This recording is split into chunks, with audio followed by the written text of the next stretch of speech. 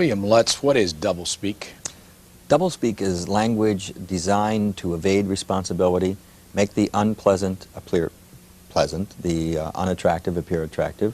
Basically, it's language that pretends to communicate but really doesn't. It is language designed to mislead while pretending not to. Is it done consciously? Oh, yes, very consciously. Doublespeak is not a slip of the tongue or a mistaken use of language. It's exactly the opposite. It is language used by people who are very intelligent and very sophisticated in the use of language and know that you can do an awful lot with language. Who's the worst offender? In sheer bulk? Yes. Sheer numbers of examples? The government. If we count government from the local level all the way up to the federal level, I had to stop writing the chapter on government doublespeak. It was going to take over the whole book. But interestingly enough, and this was a revelation in doing the book, about a half a step behind comes business with a tremendous amount of doublespeak. How long has the government been using doublespeak? I think of government as the third oldest profession, and probably from the moment government was instituted, doublespeak came with it. I cite examples from the 5th century BC in Greece, Julius Caesar, when he pacified Gaul. Of course, Nazi Germany thrived on doublespeak. So it's been around for quite a while. When did you first get interested in this? In 1978, I became head of the Committee on Public Doublespeak, and in 1980 I started editing the quarterly review of doublespeak, and that's when I became very interested in it, simply because as editing, I have all the examples of doublespeak sent to me, and so I wade through them all. What got you interested in it? My interest in rhetoric. I did, in my PhD, I did work in rhetoric, and I was interested in rhetoric, and in 1977 I published a textbook called The Age of Communication, which was a little different at the time. I tried to examine the rhetoric of television, radio, the mass media, advertising, taking Aristotle's classical rhetoric and apply it to modern media. And I had a lot of fun doing that, and as a result of that textbook I was asked to join the committee, and I saw rhetoric and language coming all together in doublespeak in an interesting way. Universities also have a problem with doublespeak, don't they? Oh, yes. Oh, I continually bite the hand that feeds when I cite Rutgers, and at least every issue I have an example from Rutgers University. One of my favorite, we don't have a physical education department at Rutgers. We have a department of human kinetics. Why? Well, I also point out in my book that people in physical education have come up with all of these different terms because they've gone professional. They now have their own journals, so they have their own academic jargon. And as the dean at Minnesota, who wanted to change the name of his physical education school, said, we're not taken seriously unless we have a name like this. We can't get the grants. We can't publish the articles. How long have you been at Rutgers? Since 1971. What do you teach? I teach a variety of courses in the English department, but I teach rhetoric, linguistics, and some Victorian literature. And I also teach a survey course that's required of all students. We start with the Iliad and the Odyssey and work our way up. Is there any example in history, I mean ancient history in literature, of doublespeak? Yes, one I cite just as a passing example is Thucydides in the 5th century BC in the Peloponnesian War. During the war there was a very vicious civil war in Athens at that time. And Thucydides points out that at that time the very language itself became corrupted to their own ends. Acts of cowardice became acts of great bravery. Traitorous deeds towards friends became patriotic acts, and he cites the whole list. And it's interesting that Thucydides cites this corruption of language as the ultimate in horror that occurred during that civil war. Do you ever personally find yourself using doublespeak? Oh, yeah. When I was head of the department, I had to engage in doublespeak. You have to write recommendations. You have to write personnel evaluation forms. I had to pitch for more money. And so you use the doublespeak of bureaucracy as anyone else. If I were a bureaucrat who would function within the bureaucracy using straight language, I wouldn't be taken seriously. It's a sort of ritualistic use of language. Are you in this whole world of doublespeak because you want to get rid of it? Oh, yes. I don't think you'll ever get rid of it. I don't think we can. It is inherent in the function of language to use language, to as a weapon or as a tool to manipulate other people. However, I think there are two things we can do. First of all, we can all become much more aware of this language. We should be aware of it so that we can at least be defensive and defend ourselves so that we're not misled through it. But secondly, there are times when we simply cannot tolerate this language. When we talk about important public issues of national policy, we should not use doublespeak as a nation. We should not use it ourselves. We should not allow the politicians who are speaking to us to use it. Language that way can be terribly corrupting in a society and can mislead all of us. And in a democracy that depends upon the active participation of its citizens, it can lead to cynicism and resentment and a withdrawal from the political process. Does that have anything to do with the reason why only 50% of the American people voted in 1988? I have a hypothesis that I would love to test, and I hope sometime to be able to do that. I would love to be able to track the pervasiveness of doublespeak as it grew, along with the decline in voting. Because the reaction I get to doublespeak from a lot of readers of the Quarterly Review as they write to me is, well, of course I know this language. I see it all over the place. I see it all the time. But, you know, what else can you expect from politicians? They all lie. They all use doublespeak. It is that cynicism which leads to there's nothing I can do about it, so people withdraw and pull back. This book is in the bookstores. Yes, it is. It's $17.95. Yes.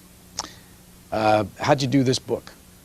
I did the book, somebody asked me, how long did it take you to write the book? I said it took me 10 years to research it and 6 months to write it. I sat down and tried to make sense out of all the doublespeak that I've been collecting, because there is a tendency to have a perception that it is scattered hither and yon. The function of the book is to gather it and focus it to show you that there is a pattern and a progression to this language.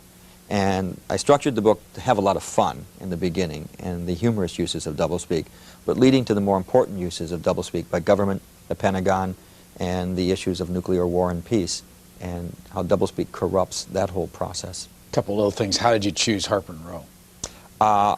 Actually, there were 2 or 3 publishers, and I chose Harper & Row because of the editor at Harper & Row, Hugh Van Dusen, who is one of the most respected editors in the profession. And it was someone I thought would understand the book and would help me focus it and guide it. And that's why I went with Harper & Row. Did you name it? Well, yes, I did. I had a whole bunch of titles. And I was advised not to call it doublespeak, to come up with some other kind of descriptive title, but I wanted to, because a lot of people aren't sure what they mean by doublespeak. So I put the subhead in there, from revenue enhancement to terminal living.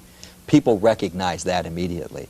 They may not be quite sure what doublespeak is, but boy, they know what revenue enhancement is and terminal living. They've seen enough of that language around. Is it selling? It's in the 4th printing. What's that mean? It means that they sold out the 1st printing, they sold out the 2nd printing, they sold out the 3rd printing, and they're into the 4th, and the bookstores can't keep it on the shelves. A lot of bookstores don't have it because it's back-ordered. They sell them as fast as they can get them in the stores. How big is it printing? Well, the 1st printing was 17,500. The 2nd and 3rd printings were 6,000 copies each. And I think the 3rd printing was bigger, but I'm not sure how much. I haven't found out how much that is. So it's at least another 6,000. Have you had any feedback? The feedback I've gotten from reviewers, which generally like the book, the only thing I've been faulted for is my humor. I guess I'm a little too funny at times for their taste. Otherwise, the response from the press has been interesting. Awful lot of reporters. Associated Press did 2 stories on the book. There were wire press stories in England, and you can't even buy the book in England, and I've done interviews with the BBC, and a friend of mine who lives in Ireland called me up and said it was all in the newspapers there. And he said you can't even buy the book here, and they were all interested in it. So the press, the working press, has been fascinated by the book, and I've gotten a lot more reaction from the press than I have from the traditional book reviewers. Have you been on the book tour? Yes, I've done the book tour. And I'm an academic. This is my 9th book, but it's my first trade book. I was unprepared for the world of trade publishing. My wife is a novelist. She's done 2 novels. She knows the world of trade publishing, and she has cautioned me about it. What's the word trade mean? Trade, as opposed to academic, you go into the bookstore and you can buy the book. Academic publishing is done by University Press and is more restricted, and you will find these generally in the bookstore. And it's a much smaller audience and smaller press run. This is mass market. This is writing to the public. And so when I did the book tour, I was introduced into the world of trade publishing. I found it fascinating when I was in Washington, D.C. for my tour. Just ahead of me was Judge Bork, and just behind me was William Colby. We were all making the tour, pushing our books. And you would go from radio station to TV station to press interview, and I found it a fascinating world. I met a lot of other authors. I met Steve Allen and a few other people, but we're all pushing the book. It doesn't make any difference who you are. What surprised you most about the book tour? It is tough. It's physically demanding. It's mentally exhausting. And everyone does it. It doesn't matter. Emma Bombeck, Steve Allen, big names that you would think, name alone would sell the book. They're out there doing exactly the same tour. And I think that that's important, though, because I get a sense of audience when I talk to interviewers, and you talk to a variety of people. You see how your writing is perceived. A writer never really knows what the audience sees in the text. So every time I went in, I would be asked something about the book that I hadn't even thought about, or something that I didn't think was significant or important or particularly interesting. I had just put in there for whatever reason. They thought was the most fascinating thing and zeroed in on it. What's the most often asked question? The chapter on food and food doublespeak. Everyone goes after that one about, is it true that you can put sugar-free on a product and still have sugar in it? Is probably the one question I've been asked most often, because people simply can't believe that happens. How can it happen? Because sugar-free simply means they haven't added table sugar or cane sugar to it. They can add mannose, fructose, any of the syrup sweeteners, and still call it sugar-free. So you know when you eat something that's sugar-free, there's sugar in it. Oh, yes, and by the way, I found out in a radio interview when they had people in the audience calling in, a man called in and said, do you mean that there's sugar in there? I said, well, yes, there's sugars in that food. He said, well, I'm a diabetic, and my wife makes sure she buys only the sugar-free. I said, you can't eat those. You have to use only the dietetic, because that's governed by law. Sugar-free isn't. Here's a man who was threatening his health through this kind of false labeling. It was absolutely amazing. But the food chapter has really, I guess we're all interested in food for some reason. I've been asked endless questions on that chapter. Is there a particularly unusual question that you were asked on one of those call-in shows? Usually on the call-in shows, people call in to give me their examples of doublespeak, which is, I always like because I get to write things down. But the most unusual question I think I was asked was, I'm trying to think of how he put it. He wanted to know how many examples of doublespeak, to that effect, if there was an account. He wanted to know if I'd counted it. And, you know, I'd never even thought of that. And I have no idea of how many examples I have. Because all of the examples that I gather, I have in a computer database, so I can call them up quickly and search very quickly. I have no idea how many I have in there. I do know I have a lot. Any part of the country that was more interested in others? Washington, D.C. Was far more interested in it than many other parts of the country. It was interesting. When Harper & Row went to market the book, there was very little interest in it by West Coast distributors. There was a minimal interest in it. I think they took copies simply because the first print run was so large, they figured you can't really ignore a book like that. But they weren't. In fact, I had phone calls from Los Angeles. George Carlin uses a lot of the doublespeak in his routines, and he always credits me. And he called me up and he said, I want your book, but I can't find it. I said, try ordering it. He couldn't even get it in his bookstore, and he said he was trying to get the bookstore to stock it for me. So that part of the country wasn't interested, but the Midwest was interested, but the East Coast, New York and Washington, D.C., the book took off immediately. Is there anything to the possibility that because we here in this town are the champions of doublespeak, do we know we're the champions of doublespeak and can't get out of it? I think it's that people in Washington, D.C. that I meet kind of proud about that. Well, we really know this stuff. Cabbies tell me this. When you're here for the book tour, what's your book? And I tell them, boy, we know that. And the cabbies will start giving me examples. I think people in Washington, D.C. and New York are extremely sensitive to language. They live in a language environment that is probably more intense than other sections of the country, and they're more aware of it. So I think the book struck a responsive chord for that reason. I find that people, a couple of people that I've talked to, the first thing they did when they got the book, they'll pick it up and they'll look, there's an index of doublespeak terms, to see if their favorite term is in there. That's the first thing they want to know. And then they'll say, well, you didn't include, and that's the reaction. It's a personal reaction. It seemed like you self-consciously pointed out in the early part of this book that there are no footnotes. Is that because you are an academician and you always had footnotes in all the other books? I write footnotes a lot. And I think I wanted to reach a wide audience, and I had a choice. Either I could, even documenting it, by the way, putting the footnotes in the back and endnotes, anybody reading a text that sees all these little numbers all the way through it, they just don't, I think that it scares them off, and it changes the whole tone of the work. So I wanted to say, all of these examples are real. I can document all of them, but I'm not going to include the documentation here. And in those instances where I've been asked to document them, I've documented them. It's only got 290 pages, small book. I think it's long, actually, for the material. It's pretty dense material. And the challenge in the book was to make it readable. I didn't want it to be just a listing of terms.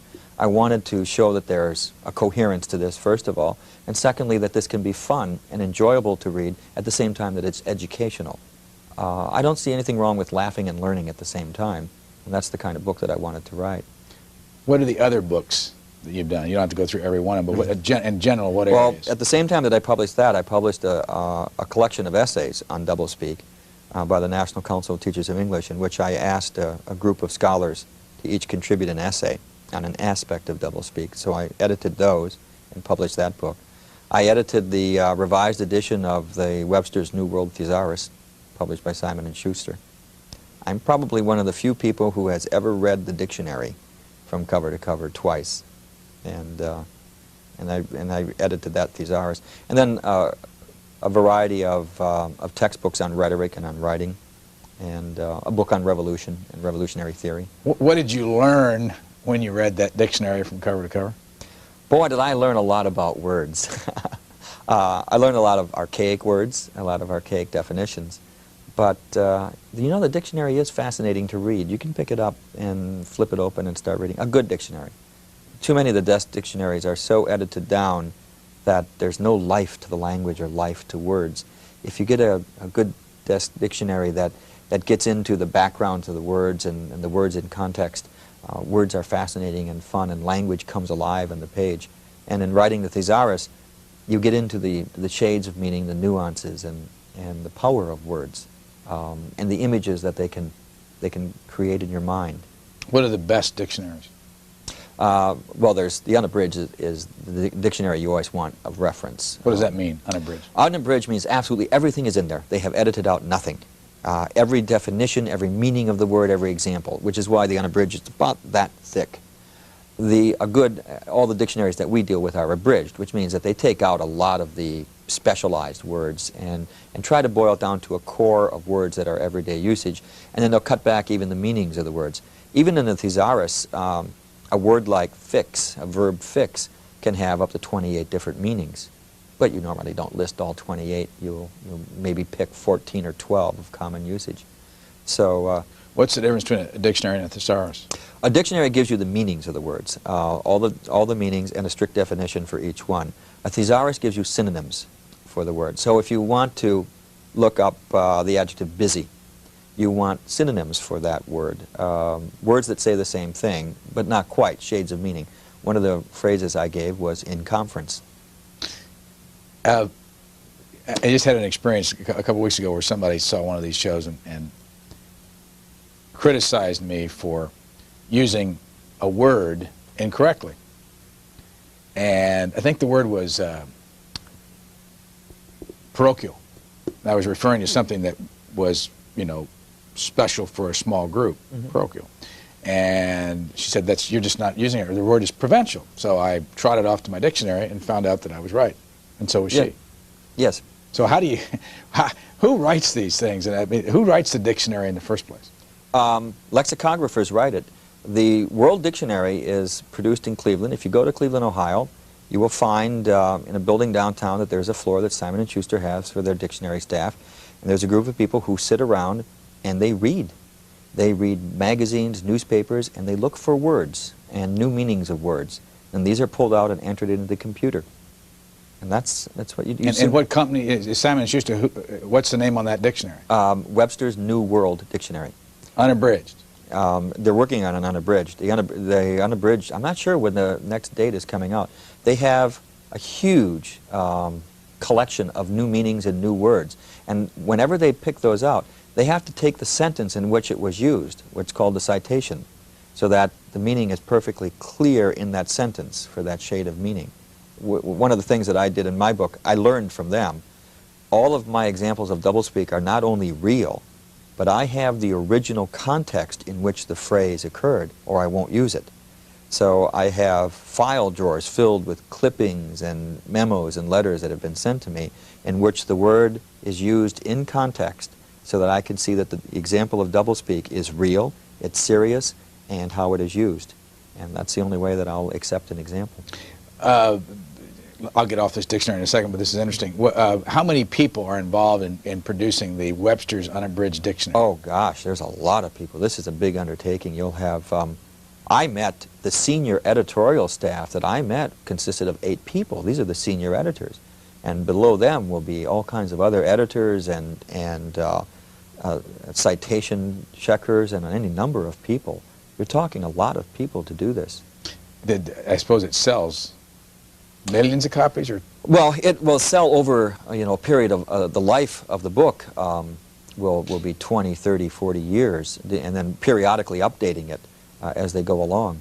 But it is labor intensive. Computers have really helped. They used to keep all these citations and index cards, by the way, in boxes. Now, of course, they can keep it in a computer database and pull things together. The Random House Dictionary was the first dictionary produced by computer. When they brought out the Random House Dex Dictionary. That was the first one. Webster's, Random House, other names? Let's see, there's Webster's, there's Random House, American Heritage. Those are probably the 3 best dictionaries. Oh, then there's the Webster 7th Collegiate Dictionary. What's that mean? Just 7th edition? Just the name, 7th edition. Now they're up to the 9th edition or something. It's Webster's, whatever number they use. What about overseas? Oxford, do they have a dictionary? Well, there's the Oxford English Dictionary, which is the ultimate dictionary in the world. That's just a joy and a delight to read.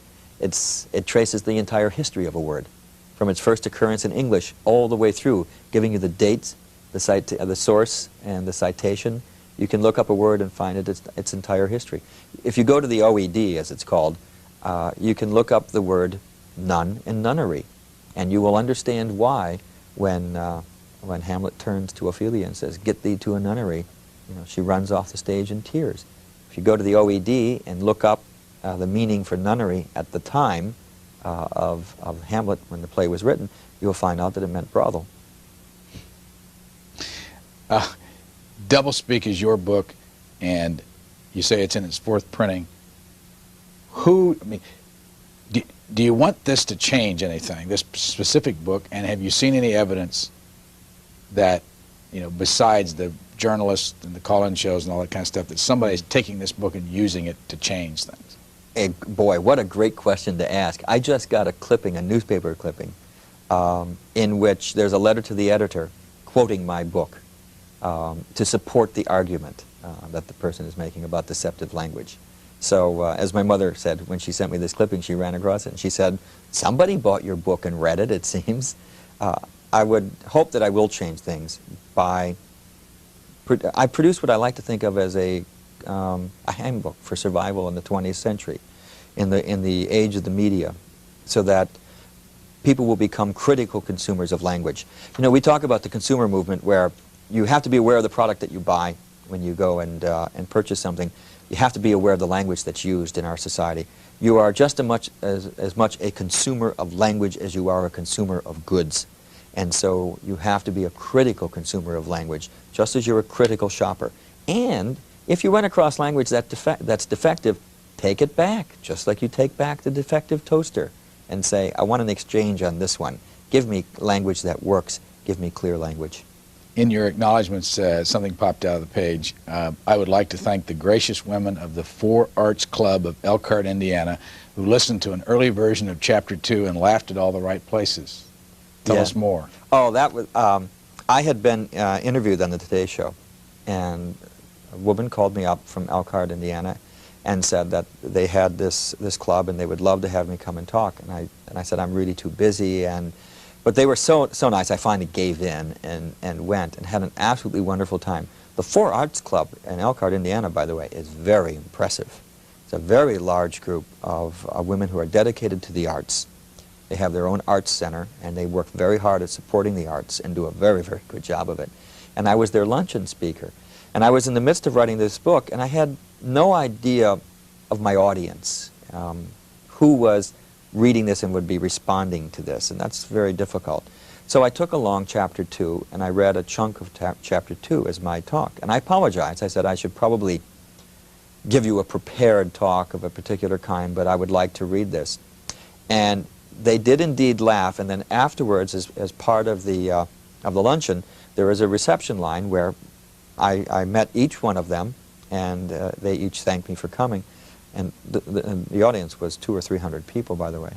But they were so wonderful in telling me what they thought of what I had just read from this manuscript, what they liked about it, what they didn't like about it. So I was really gracious to them. Here's what Chapter 2 is all about. Therapeutic misadventures, the economically non-affluent, and deep-chilled chickens, the doublespeak of everyday life. Everyday living, excuse me. What is a therapeutic misadventure? I will tell you the incident, and then you can figure it out. In 1982, during a cesarean operation, the anesthetist turned the wrong knob and killed the mother and child. The hospital called this a therapeutic misadventure.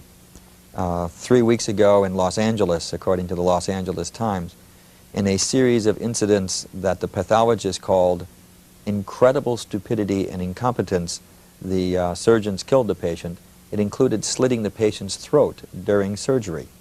This was called a therapeutic misadventure. How about economically non-affluent? That's what the president of the City University of New York called the poor students attending the City University. They came from economically non-affluent families. Deep-chilled chickens. Frank Perdue filed a complaint with the Department of Agriculture that his competitors were selling frozen chickens as fresh. And the Department of Agriculture investigated and said, no, granted the chickens are packed in ice at a temperature of 28 degrees Fahrenheit. These are not frozen chickens. These are merely deep-chilled chickens and can therefore be sold as fresh. I suggested that we pack the same Department of Agriculture bureaucrats in ice. When they hit 28 degrees, we might ask them if they're deep-chilled or frozen. You point out that there may be as many as 1 billion people in the world that speak English. Yes. That's the estimate is 750 to 1 billion who speak English as a first or second language. Why English? It's become, it's simply from both the British Empire, and then we replaced the British as the dominant economic and political force in the world. And it's natural in history that that nation which has the greatest political and economic influence, that language is adopted by all people in the world.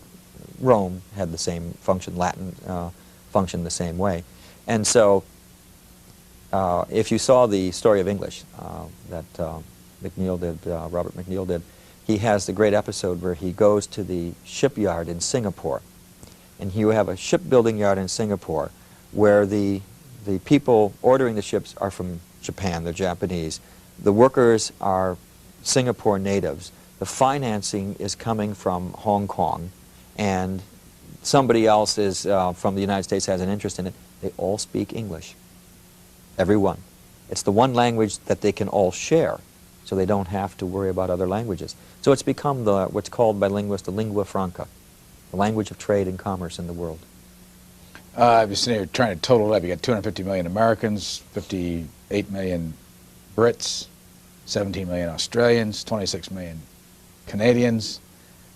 Do all the Indians in India speak English? A great number of Indians speak English, great number of people in China, Japan.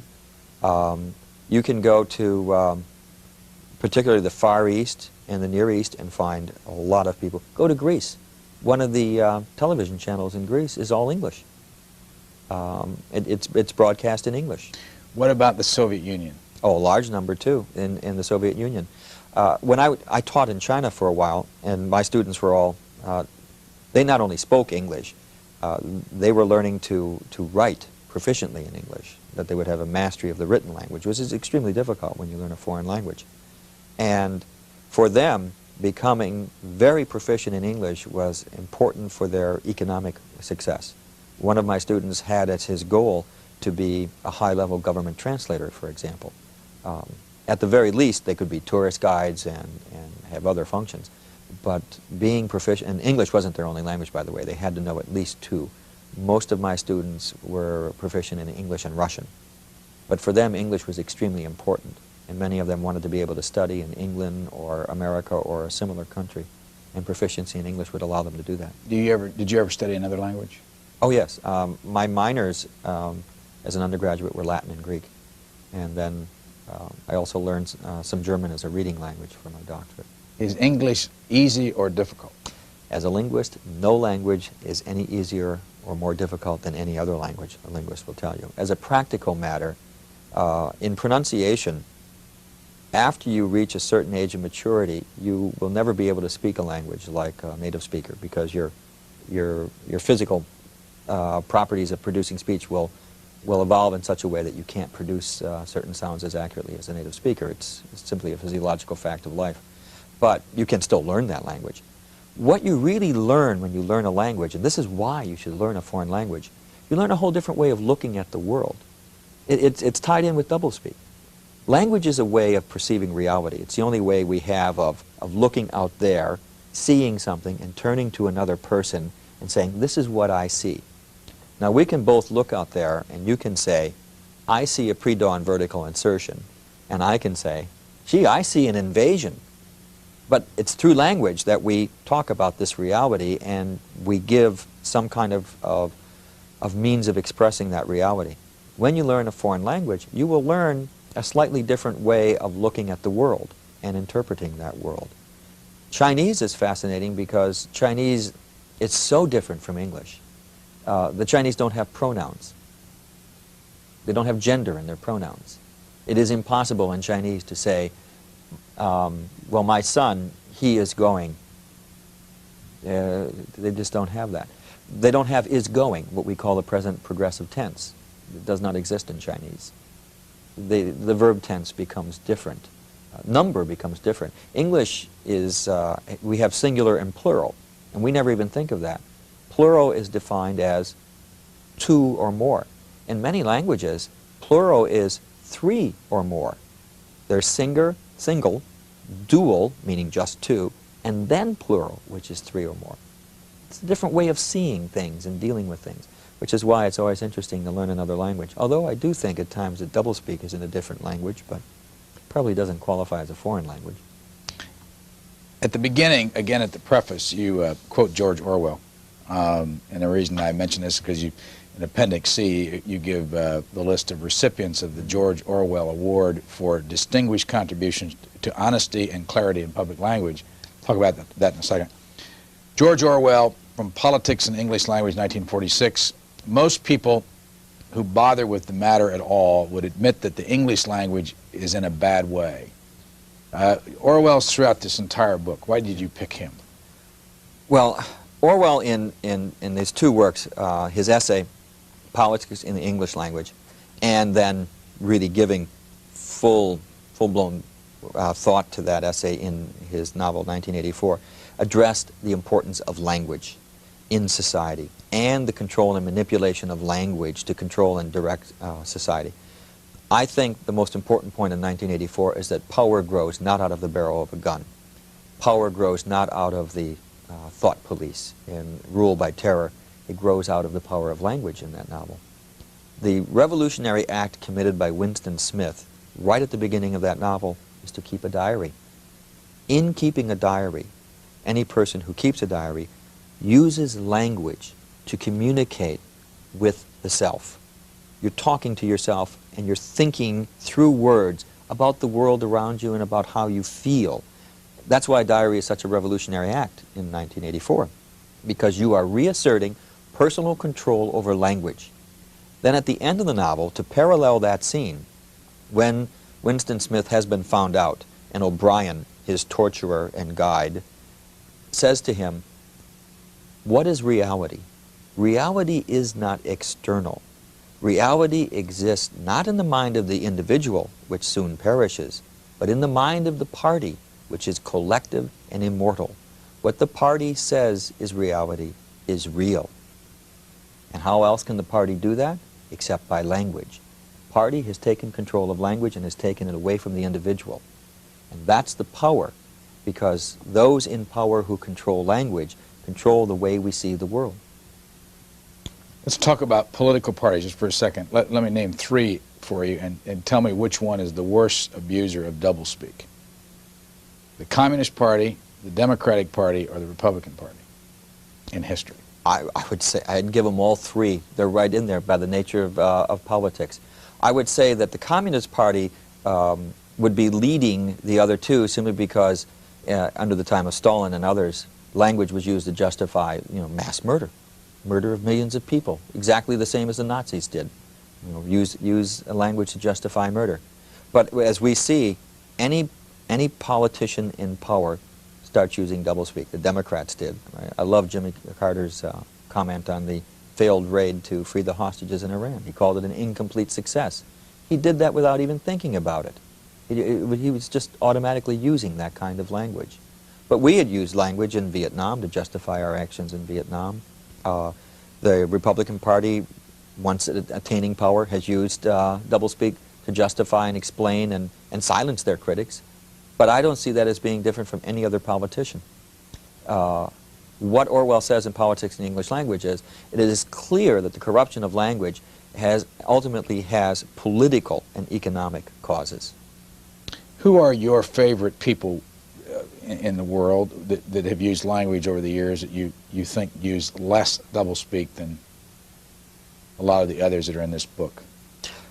I'm not sure about less doublespeak. I think more of people who were aware of the power of language and how to use it, and use it effectively. Or maybe I should ask you, who are the straight shooters? Who are the people that you say really give it to us straight? And hit you between the eyes? Boy, that's a tough question, because the closest I could come would be, right now, Colin Powell, for his explanation of the war, my term, in Panama. There have been a few politicians who have been quite blunt. Senator Moynihan can, when he chooses to be. He can also use doublespeak, but he can be pretty blunt when he wants to be, and pretty forceful. There are a few people in Congress and the House of Representatives who, when they choose, can be quite blunt. What I find interesting about that use of language, those are people who are very conscious of when it is the ritualistic doublespeak that they're going to use, and when they think they can achieve more by using blunt language. So they can turn it on and turn it off. John Kennedy understood the power of rhetoric. This isn't to say he didn't use doublespeak, which he did, but he understood that language had the power to move us and to inspire us and to set a public agenda and define ourselves as a nation. And we haven't seen such language in quite a while. Harry Truman was probably the bluntest speaker we ever had as a president, for not caring about the consequences. He would just say. And I think we have looked back on him now and said, boy, he really was pretty straightforward. I have a rule about presidents and presidential speeches. I do not watch them when they are given. I read the text of the speech first. Then I watch the speech, so that I am not influenced by all of the visual trappings that go with the speech. And if you look at the words in the page, you'll get a quite different message, quite often, than the message you'll get from the visual image. I did that with Oliver North's testimony, which comes across quite different on the printed page. Harry Truman's comments now seem blunter than ever when read on the printed page. Richard Nixon doesn't seem quite as flat on the printed page as he was in life, because I think his persona overshadowed his words, and at times his language isn't as duplicitous as some people thought it was in some instances, although he was capable, as we saw during Watergate, of using a lot of doublespeak. So there's always a mixture of language, because anyone who reaches any position of power must either instinctively or knowingly know how to use doublespeak, and know how to use it at a certain time and when to turn it on and off, and to what degree. You can simply track that in anyone in the rise to power. I'm trying to think of the great Spencer Tracy movie. It's a classic film where he's running for president. He's the ordinary man who gets caught up in the presidential race, and he becomes a national hero. And one of the things they do in the movie is show that as he moves closer to getting the nomination, he starts using more and more of what we would call doublespeak, until finally there comes the scene at the end of the movie when he gets so disgusted with what he has become that he quits the race, and will, even though he has by this point become a shoo-in for the nomination, if not the election, he just quits it. But the movie has traced the compromises that he makes through language in order to achieve it. And I think that the American public believes that in order to get that far, you have to sell off so much that there's not much left at the other end, and that is reflected in the language that you use. When you write, where do you write? I have, fortunate to have my own little study. I have one. I'm on one side of the hall. My wife is on the other side doing her next novel. And I have a computer and sit and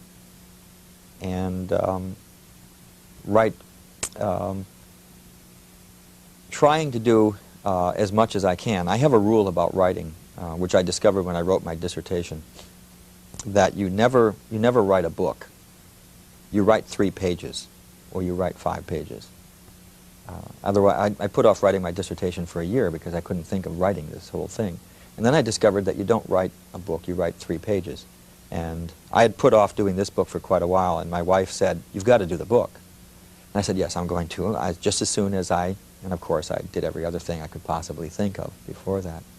And then I realized one day that she was right, I had to start writing, but I was thinking of writing a book. Every time I start a book, I go through this.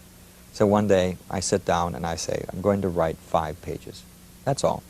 And when I'm done with 5 pages, I'll reward myself. And so I do the 5 pages, or the next time I'll do 10 pages, or whatever number of pages, but I set a number of pages. And after a period of time, you have a manuscript. Do you write a lot at one time? It depends. When I was writing that book, I came downstairs and said, gee, I just did 28 pages, which is a phenomenal amount of writing. But I hit a section where it just really flowed. And I always begin a writing session by sitting down and rewriting what I wrote the previous day. And that's the first thing. And it does 2 things. First of all, it makes your writing a little bit better, because rewriting is the essential part of writing. And the second thing is get you flowing again, get you back into the mainstream. Truman Capote once gave the best piece of advice for writers ever given. He said, never pump the well dry. Always leave a bucket there. So I would never stop writing when I ran out of ideas. I always stopped when I had something more to write about, and I would write a note to myself, this is what I'm going to do next, and then I stopped. The worst feeling in the world is to have written yourself dry and then have to come back the next day knowing that you're dry and not knowing where you're going to pick up at this point. Do you write at home? Yes. All the time? Yes. And where is home? It's in a little town called Haddon Township, New Jersey, which is right outside of Philadelphia.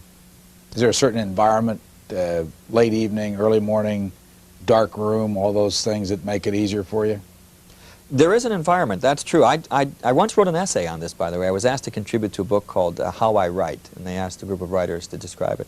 And in writing about how I write, first time I ever thought about it, I realized that there is a ritual that I engage in writing, and I think every writer does. You have to have a certain environment. I like my office, and it has to be clean. When it gets too messy, I can't write, so I'll spend a day cleaning it up. And then, generally, I have to start either in the morning or in the late evening, one or the other. The middle of the day seems to be a bad time for me. I'll waste a lot of time in the middle of the day. But I can write late at night, or I can write early in the morning, get up and get started. My wife writes very late at night. I mean, she's the person who says, it's 2 o'clock, it's time to start writing. And she can write from 2 a.m. to 5 a.m. It's absolutely amazing. How did you two get together? When she published, she had been a graduate student in the English department when I was chairman. And after she published her first novel, she'd given me a copy, and you know, was a former graduate who had gone on to success, and I'm quite proud.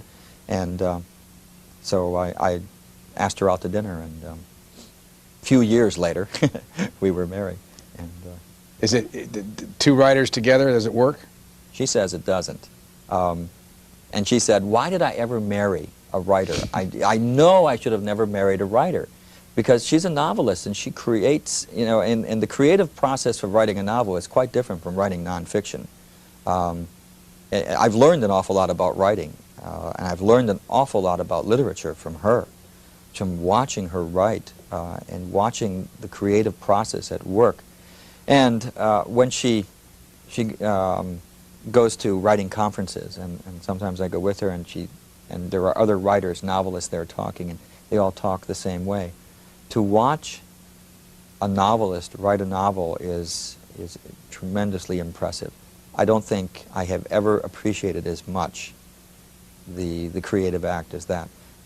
To create a world, to create people that are real in a novel, and these people, as she explains to me and to her students in her creative writing classes, what you see in the novel is about 1/10 of what the novelist knows about these people in this world. She could tell you absolutely everything there is to know about these characters, where they went to school, what their favorite foods are. That may never be in the novel, but she has to know these people that well in order to write about them in a novel, and a novelist knows that. And so a lot of her writing will be, she has a couch in her office, and she'll just be lying on the couch 2-3 hours, because it's just, there's the gestation period going on of these people coming to life, and then she'll write for a while, and then she'll go back to thinking.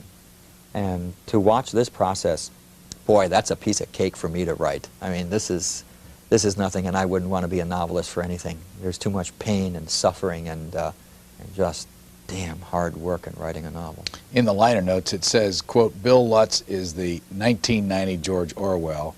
Larry King. Which Larry King is that? That's the Larry King. Larry King. I was on his show twice, and we had a lot of fun in doing the book. And when the book came out, I had sent him a copy, and he was kind enough to give me that blurb. But in the first time I was on his show, we spent 2 hours going through Doublespeak and with people calling in and that, and he really enjoyed it.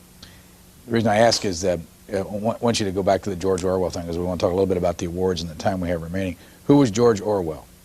George Orwell was a British essayist, reviewer, critic, novelist who published the now classic novel 1984. But in 1947, he published Politics in the English Language, an essay which, by the way, is the most reprinted essay in the English language. It's just endlessly reprinted, in which he warned about the corruption of thought through language. The examples he used all came from Stalinist Russia and Nazi Germany.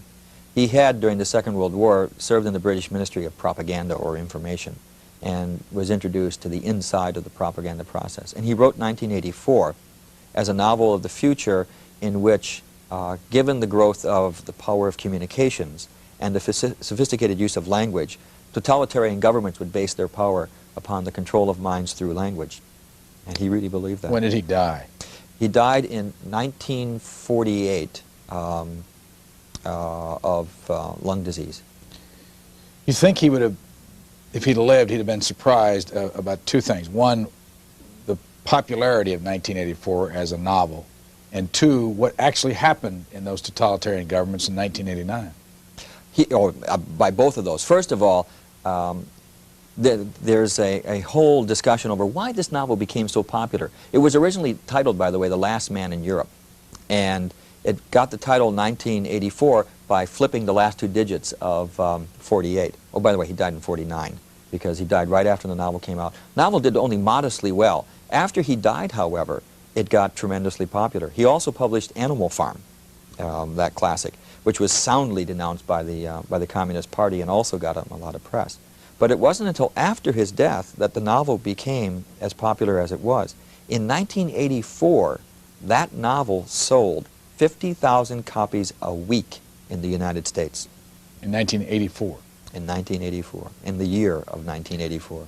Did the fact the novel existed or exists have any impact on making sure that it really didn't happen? Well, during 1984, there were, of course, a flurry of conferences and discussions about, has the world of 1984 come to pass? And, of course, there were people who said, no, look, we haven't. And on the other hand, people said, oh, yes, it has. That's a judgment call. I think that in some ways it's far worse than the world that Orwell envisioned. On the other hand, it's not as bad as he envisioned. The events in Eastern Europe show us that it is becoming almost impossible to control the information environment as tightly as Orwell envisioned it. The only country I can think of that can do that now is North Korea. They're the only one that is they're hermetically sealed from the rest of the world. Romania is trying to be hermetically sealed, and I don't know how successful they will be. But as the Chinese government found out, the existence of telephones and fax machines and personal computers simply makes it impossible to control language and therefore ideas in the way that Orwell saw it in 1984. But I think that what governments have done is they've just gone a step beyond that. They will let the information flow. They will just try and control the way that the content of that flow of information. Now, the George Orwell Award for Distinguished Contribution to Honesty and Clarity in Public Language, Donald Bartlett and James Steele, reporters for the Philadelphia Inquirer in '88. Yes. Oh, in '88 it was Edward Herman, professor of finance at the, that was '88. That was '89. They did a series of articles in the Philadelphia Inquirer on the tax reform bill showing that through false, deceptive language that was inserted into the bill, billions of dollars in special tax breaks were given away to individuals and companies and corporations. And it was all done through deceptive language that no one knew, understood the language. It was written in such a way that it applied only to one individual. Great example. One business was defined as a family farm in that bill, thereby giving them the special tax breaks for farmers. That business employs 25,000 people and has a gross income of over $1.5 billion a year. The tax bill called them a family farm. '87 was Noam Chomsky for On Power and Ideology. '86 was Neil Postman, Amusing Ourselves to Death. '85 was Torben Verdergaard and Kim Schroeder. Yeah, they're two Danish professors. And one more, '84, was Ted Koppel, moderator of ABC's television program Nightline. Yeah. In general, who gives the George Orwell Award, and what's usually the reason? Well, the Committee on Public Doublespeak of the National Council of Teachers of English. We take nominations from anybody who wants to give us nominations. We vote. We have 35 members on the committee. They're all teachers of English. We have one statistician and one philosopher on the committee, and we vote. What we look for is someone who has contributed to clarity in language and public discourse. Nightline, I think, is a good example. Ted Koppel, I think, is famous for saying, wait a minute here, can we back up and explain that one for a minute? I mean, he's very good at doing that, and we think that that contributes to clarity in discourse. We gave it to Bartlett and Steele because of revealing that intricacies of that tax law were needlessly done, and that the language was deliberately opaque to give special tax breaks to a lot of people and corporations. That's tens of billions of dollars worth. We think that that's important, that people know about that this language is being used to take money out of their pockets because somebody's going to have to make up for that missing tax revenue. So we're looking for people who contribute to honesty in language, clarity in language that way. Okay, the recipients of the Doublespeak Award. Same group give out? Yes, the same group. We vote each year, and from the nominations that we receive, and we try to give the award as a symbolic award to an American public figure who has used doublespeak that has consequences of some kind on public policy or a public issue. In 1989, we gave it to Exxon Corporation for calling the 35 miles of shoreline in Alaska environmentally clean. When reporters pointed out that there was still oil all over the place, an Exxon spokesman said, well, clean doesn't mean that every oil stain is off every rock. It means the natural inhabitants can live there. Let me go quickly through the list through the 80s. 80 was Ronald Reagan. 81 was Alexander Haig. 82 was the Republican National Committee. 83, Ronald Reagan. 84, the Department of State. 85, the CIA. 86, NASA. 87, Lieutenant Colonel Oliver North. And 88, Defense Secretary Frank Carlucci, Admiral William Crowe, and Rear Admiral William Fogarty. A political question to you. If someone read that list, they would think possibly that this is a one-sided award to only one side of the political spectrum. Well, for this reason, the Republican Party has been in power for 8 years. And so, you know, when Jimmy Carter was in, he got it. So, you know, these are the people who have the power to affect public policy through their language. As I point out, Democrats don't get quoted too much these days. They're not in power. If they get in power, they'll be right in there in the list with everybody else. I don't see it. I mean, we cited Dukakis during his campaign for his doublespeak, which he used. And if he had been elected president, he'd be in the running along with everyone else. Either Republican or Democratic Party better than the other when it comes to doublespeak? No, they both use it. It seems to go with the territory. Our point is that, as Orwell said, it's political language, and political language tends to, in the 20th century, to be this kind of misleading and deceptive language. Whether it's Johnson, by the way, the legacy from the Johnson administration was the language of Vietnam and the language of the poverty program, which stopped calling people poor and started calling them disadvantaged, and stopped talking about slums and ghettos, but the inner city. I mean, that's a heritage of doublespeak from the Johnson administration. Let me go back to when we started this conversation. I asked you, I think in the beginning, is this done on purpose and with calculation? And you said yes. Yes. In fact, I cite a couple incidents in the book where I can document it was done. One is revenue enhancement. They had a meeting in the Office of Management and Budget. They said, we need a phrase to replace tax increase. They came up with revenue enhancement. When Lawrence Kudlow, the economist, was asked why they did that, he said, because there's no better way to sell economic policy than the euphemistic route. He was quite proud of the fact that they came up with that phrase. And Peacekeeper, as the name for the MX missile, again, Robert McFarland chaired the committee meeting in which he facetiously suggested that they couldn't name it Widowmaker, could they? So instead they came up with Peacemaker. But later, President Reagan misread his cue cards and said Peacekeeper. And since it was a televised speech, it became the Peacekeeper. And it was a name that was deliberately designed to make a nuclear missile sound nice. Does it work? Yes. Oh, of course it works. I mean, most people don't hear it.